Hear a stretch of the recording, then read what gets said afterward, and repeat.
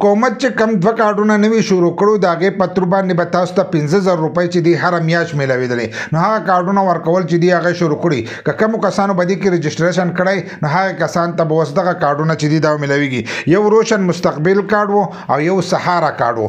دا دوه قسمه کارډونه چې دا به یتیمانانو او کم چې بیوه زنانه وي هغو ته به دا میلاوېدل. نو ځینې کسانو به دې کې رجسټریشن کړی، ځینې کسانو زموږ په هغه ویډیو باندې وایي ته دروغ وایې. نو اوس هغه کارډونه چې دي هغه ورکړی کېږي.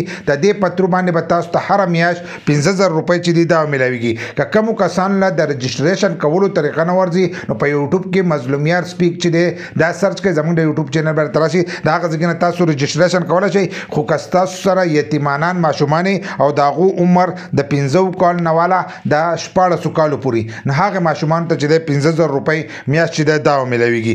دغه شانتې چې کومه زنانه د 45 سال نه عمر سیوای، داسې نه چې په کچه عمر کې ناغله نو چې د 45 سال نه عمر سیوای نه هغه زنانو ته چې دی دغه 15,000 روپۍ چې دي دا به هره میاشت میلاویږي. خو اوس په یو کور کې بیوه زنانه هم ده او دغه شانتې ماشومان هم دي، د هغې ښځې ماشومان هم دي، نو دغه دواړو ته به نه میلاویږي. په دې کې به مور ته میلاویږي، بچو ته به نه میلاویږي، یا به بچو ته میلاویږي مور ته به نه میلاویږي. لکه په فیملی کې چې دی یو کس ته میلاویږي.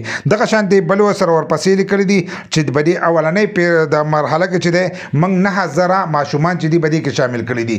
9,000 ماشومانو له چې دی دغه کارډ به ورکړی کېږي. دغه شانتې 15,000 کومه بیوه زنانه چې کونډې زنانه چې نو هغو له موږ دغه کارډونه چې دي دا ورکوو. په راتلونکي وخت کې چې دی په دې کې موږ اضافه هم راوسته شو. نو تاسو د دې رجسټریشن چې دی هغه اوس هم کولی شئ او تاسو ته هم دغه روپۍ چې دی میلاوېدی شي. که ستاسو په فیملی کې څوک یا په رشته دارو کې څوک یا په محله کې څوک یتیمانان کونډې نو هغو ته ووایئ چې هغه هم ځان له دا کارډ جوړ کړي او هغو ته هم دغه روپۍ چې دي د حکومت د طرفه میلاو شي.